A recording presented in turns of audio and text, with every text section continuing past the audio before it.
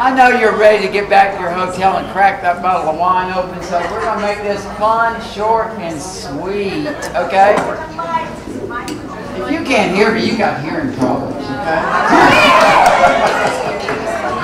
Okay, can we hear it now? Okay. Can I hear a drum roll?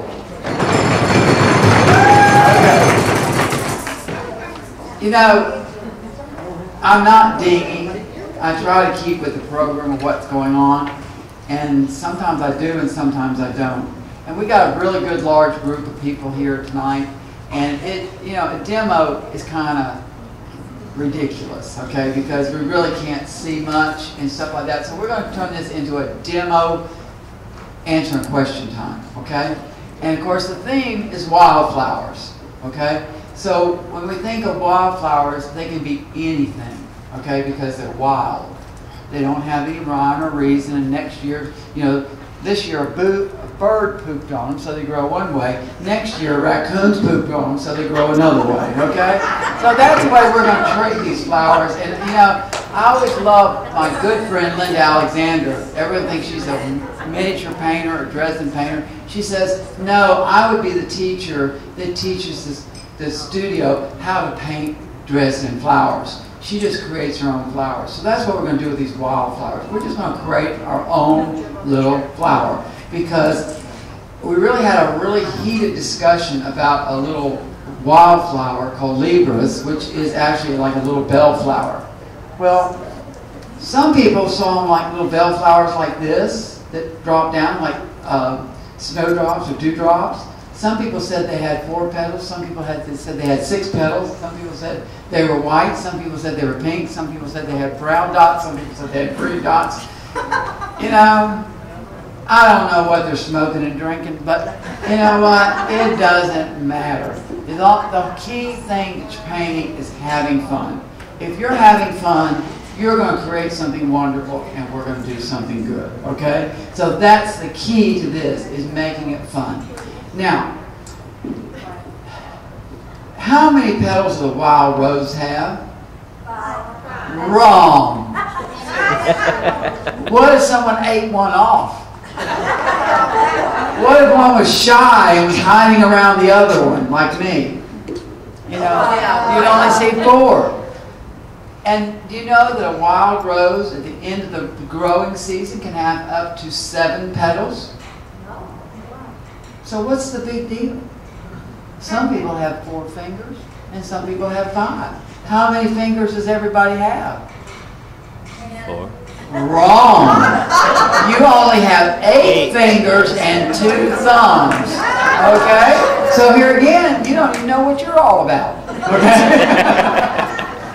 So this is what we got to remember. Now, one thing that I'm very fanciful. I live in a fantasy world, and if I can't create it, I'm going to make it even better than it is, okay? And that's the way I go through life, okay? I just have a wonderful, wonderful time. So, but you'll find something that's true. I'm very botanically correct. I'm going to grow that wild, funky flower as if it was a real botanical flower, okay? I put it together the way it should be put together. Okay? And that's the secret to it, is just knowing how it's put together. So the first thing to painting a flower, or any flower, okay, is where is the center of the flower? Where's the center? You, right here. Well, where's the middle? Where? Okay, now let's ask the English people here, English teachers, what is the true meaning of the word center or centre? What? She's a teacher. What is the true meaning of center? The what? The heart of it? Okay, that's okay. I'm going to the center of town, so where would I be? Where it's at. And where all the roads lead to the center. It's the connection point. So the center is not the pistils and stamens and sexual organs of the flower. It's where they connect to the stem. That's the center of the flower. Where is your center?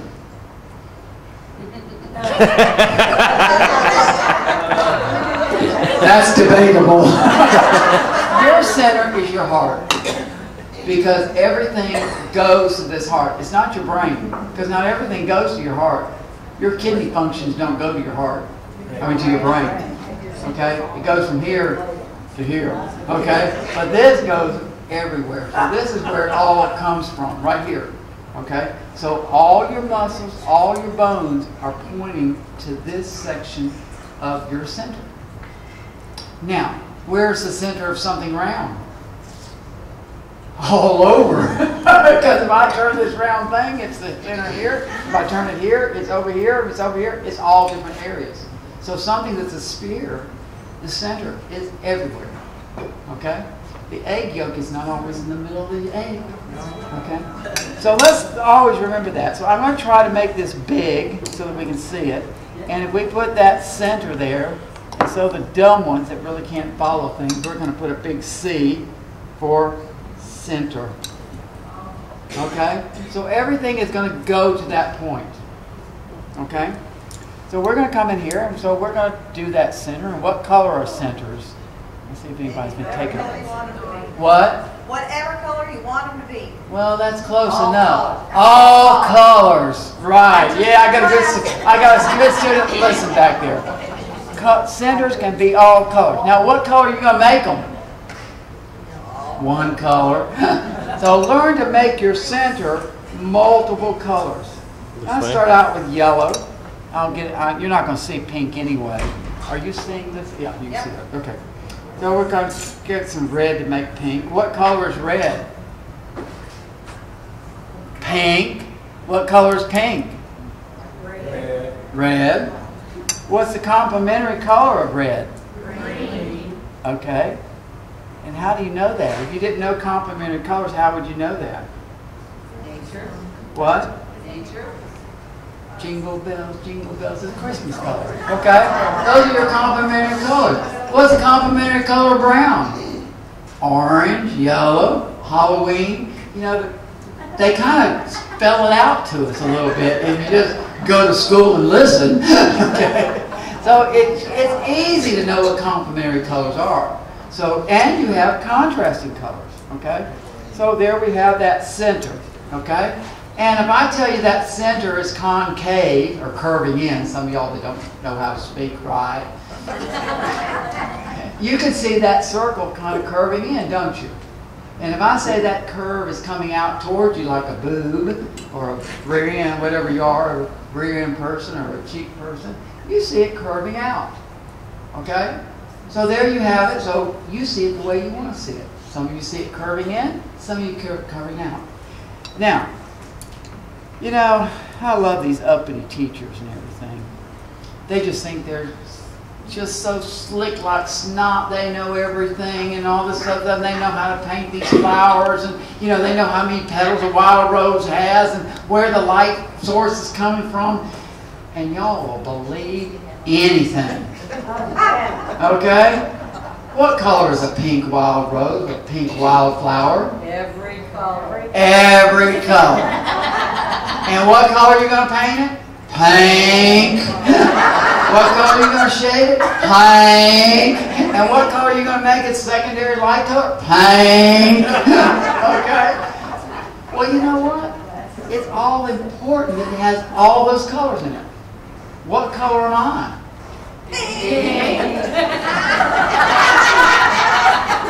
I thought y'all were going to say pansy, but that's okay. I'm all colors, okay? Now, let's think about this. What makes a good painting? What makes a good painting? Painter. What? Colors. Colors. That's the most important thing is colors. So that's number one. Your number one thing that's important is color. But we get confused because we think it is what? The composition. That's your least of your problems. Okay? You get good color, which is good value of the lights and darks. He's a photographer, so if he has black and white, he wants to make sure that he has good contrast between black and white. If you have a good light and a good dark, you're naturally going to have a good medium. You know, God's blessed these dumb people on the earth. You know? I mean, really. So you get in there, and the number one thing that's most important in a painting is good use of color. If you have your good use of color, you have good lights and darks. And you also have good composition. Because y'all get a little confused with the word composition. Composition is not the placement of that wildflower. It's the way that wildflower moves through the design. Okay? So we got to remember, we got to have good color, good movement, and we'll have a pretty painting. Good light and dark, okay? And we'll have it. So we'll start out with this little wild rose. It doesn't matter if it's a wild rose, a wildflower, petunia, clover, chrysanthemum. It doesn't make anything different. That center is happy, isn't it? Happy center. I mean, you're happy with that. I mean, you know, it's not green, it's not yellow, it's all colors. So we're going to come out here and we're going to pull this color out real irregular, light and dark, and we're just going to have fun. And you know what? We could put blindfolds on me and we can have something turn out good. And you could too. Most of the time y'all are blind. And isn't it funny? The people that can't hear and can't see good, they always sit in the back of the room and complain about it. Well, why do they sit up in the front? I don't like to yell all the time. Now, what's happening with that little flower? What is it doing? It's drunk. Okay? It's coming forward. It's going back. Okay? It's kind of blending away a little bit on the edges, so we got to bring it back towards us a little bit. So we'll come back in there and we'll get in some color. Now, I'm going to try to help y'all along. And if y'all would listen to me, y'all would become good painters. And I'll just say it like my granddaughter does. I love my granddaughter because she's real smart. She's one day painting this. I taught her how to paint. So she has this way she splots the color on and takes a piece of Kleenex and does all this stuff, and then takes a wipeout tool and all this stuff. And when she's finished, it looked like Queen Anne's lace. And the lady said, oh, she's 7 years old. So I said, oh, wow, that's really beautiful. She said, how did you learn to do that? And she looked up with these big, beautiful blue eyes, and she said, well, if you would just listen to Pawpaw, you could do it too. And she just answered that question. Y'all don't listen, okay? I tell you, don't smooth that color out, and what do y'all do? Y'all smooth it out, you get the sponge out and pat it. You know, just because you bought that sponge doesn't mean you have to use it. You know, just stuck it in your brassiere and look a little happier and better, okay? Okay. I mean, come on. Yeah. So we got to get this flower that got some already we got some little dark around the center in there, so that center's poking out, isn't it? You can see where the center is, where the petals are. Well, watch what happens when you get some darker color in there and you start working around that flower. Hey, look at those petals start to form out. He's smart. Well, no, I'm dumb. You put dark in front of light, and what happens? It comes forward. Okay? Common sense. Now, okay, so anyway, I've got my good little Thelma down the room in there, and she does really good. But, you know, her favorite color, because it really shines forward, is black green. It's her friend. It really comes up there. Well, you know what? She's also the friend that's going to stab you in the back. So look at this. We're going to use some chartreuse, which is a light color, and we're going to intensify that color. That means we're going to use a lot of it. Okay? That means you're not going to go in there and just dab and pick up a bunch. You're going to really get that brush green. It's no longer brown. Can y'all all see that green in that brush? That's a loaded brush. Okay? And I'm going to put that on my porcelain, and look at that green is just as strong as that brown, isn't it? It's got that petal coming forward. Well, you know what? Light color can be dark color. And I didn't have to use black green. Now, there's not much movement in there, is there? Just a center. So if I were to come in here and pull a couple of areas of green, I go from here to here. And I don't get y'all. I really don't. I mean, after 50 years of teaching, I think, when are they going to learn? And they come in there and they put they listen to me, I will say that. They listen to their teachers and they put 3 areas of green in, but it ain't moving, is it? It's going plop, plop, plop. Okay, I told you to put 3 areas of green in, irregular. And what do? Put a triangle. Right, and you cut that pie right into equal parts. You know, the skinny lady really wants a little piece of pie, and the fat lady wants a big piece, okay? So don't try to even it out. Get those irregular. Remember, you've got a large area of green, we've got a medium, and we've got a small. Now what's that color doing? Moving. There's your composition. I mean, you don't have to be smart. Just make a large area, a medium area, a little area. Now, it is a little confusing today because they no longer have small, medium, and large. They've got large, well, I'm being polite, trying to. They've got large, double X, and triple X. Have you ever laid those 3 sizes together? There's about that much difference. Okay? Small is 1/3 the size of the large. That means that if I gave this to a person that weighed 300 pounds, this vest, they couldn't get their arm in it. Okay? Because they couldn't do it.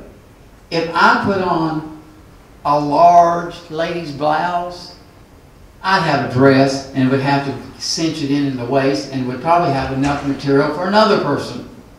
Okay? So it's 1/3 the size larger than the next size. So small, medium, and large. Okay? Not large, double X, and triple X. Okay? Because it's that much difference. You want a big difference. Now, that brown red that I got in there really looks funny, doesn't it? I don't like it. Well, before you make the decision of not liking something, put it into more places. And so if I put a little area of that brown here, and a little bit up here, a little medium size of that color, it looks difficulties. There we go. Okay? So there we have it. Okay? Now, I want to start and change them. I mean, for 50 years I've been trying to do this. Sometimes it sinks. I got one. Who's my lady that knows all the answers to questions back there? I mean, I've reached one person, okay? I mean, you know, I'm not an Oral Roberts, okay? But God does talk to me, okay? I'll pay you later. Well, I listened in your class. That's right. But now, I'm not going to say she's used it yet. Okay? So we follow these little rules. Now, I don't have any rules. They're suggestions. Okay? Literally suggestions. So what you want to do is you want to come in there and you want to think about what's the best way to do this. Well, the first thing is have good value of color, like our photographer says here. You know, have a good movement. And when he does a design, he wants to have a shape of gray or a certain shape that follows through the design because then your eye follows that design. And it brings you into the painting or out of the painting. A good innie should also go outie. Okay? So if you could get that navel to pop in and out, you'd be real talented. Okay? So we always want to remember if the door opens out, it also opens in. Okay? So that's going to help us with our painting. Now, all you smoothers, how many of you people smooth that paint out and just touch it 100 times? Well, does it ever get better? No.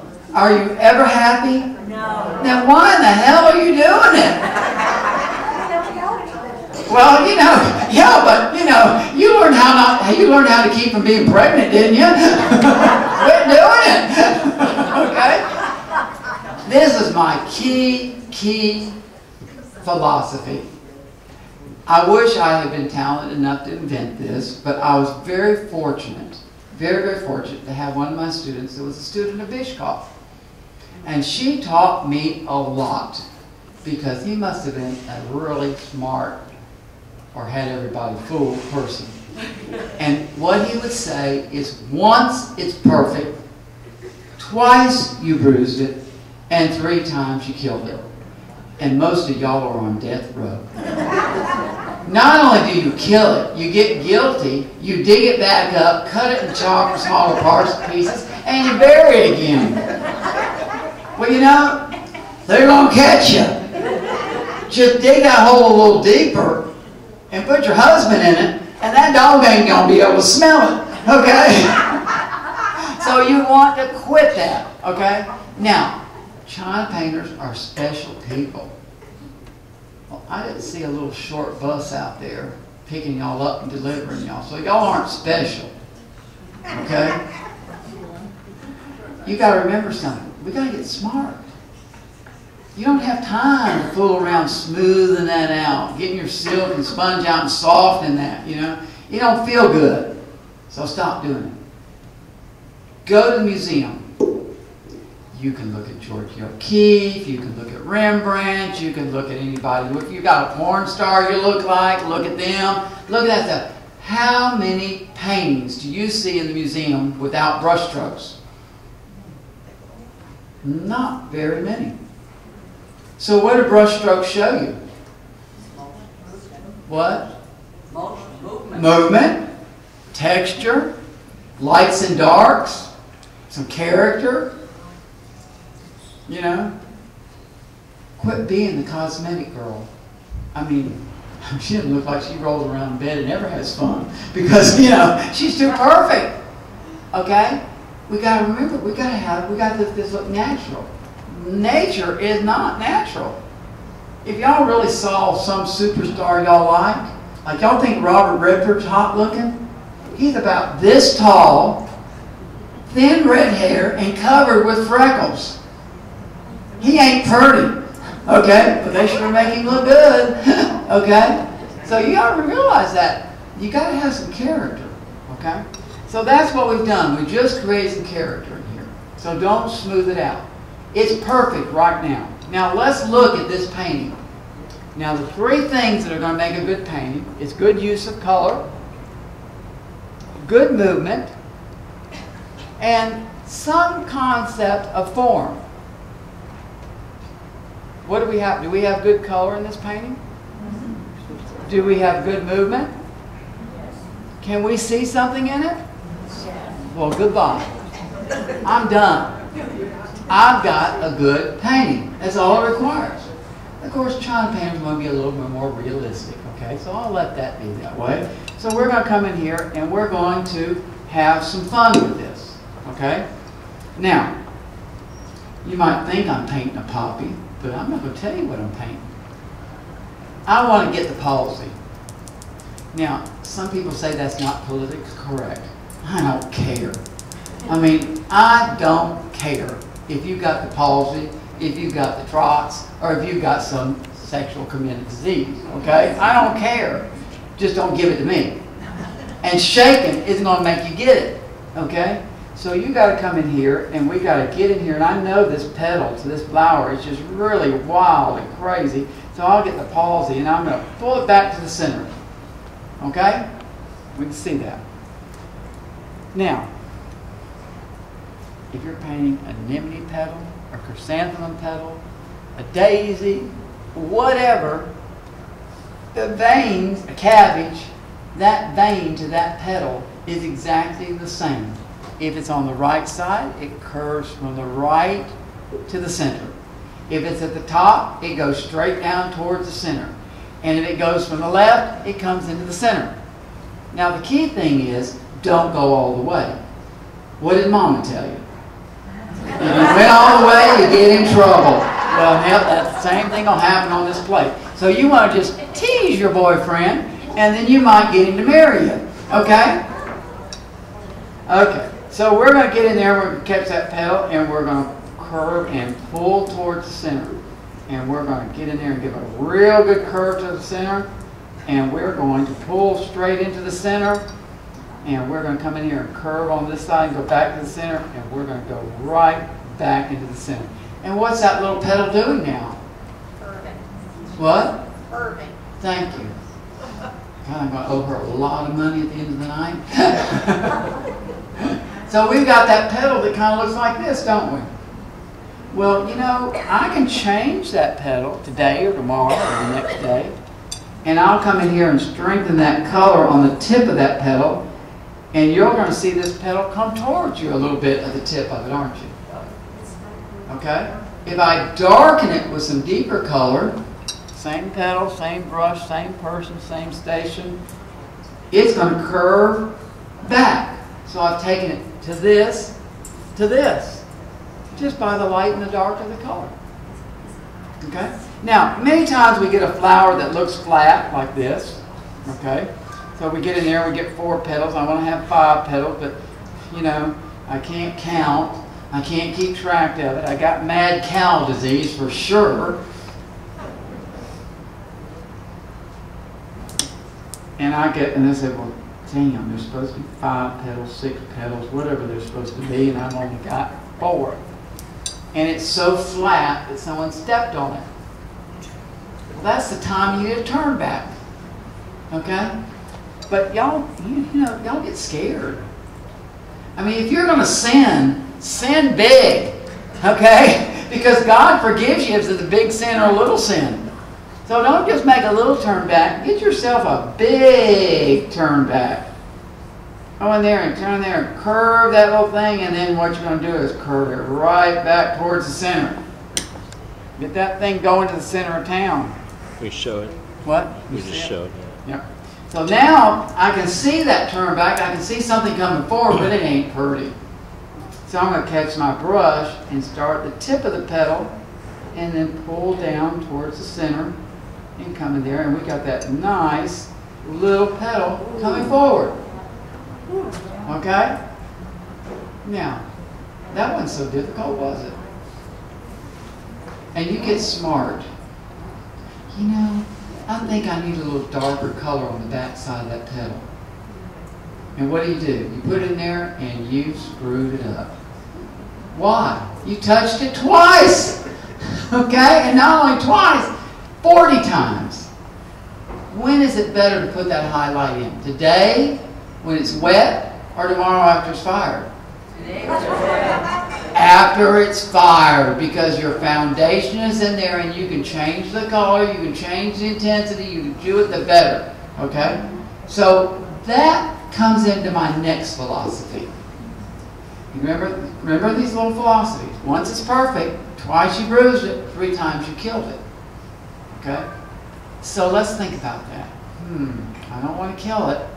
So my mama told me, when in doubt, leave it out or don't do it. If you have a little doubt, don't do that. If you don't want that boy to be close to you, don't kiss him. Wait till next time. But did you ever listen to mama? No, you kiss that boy.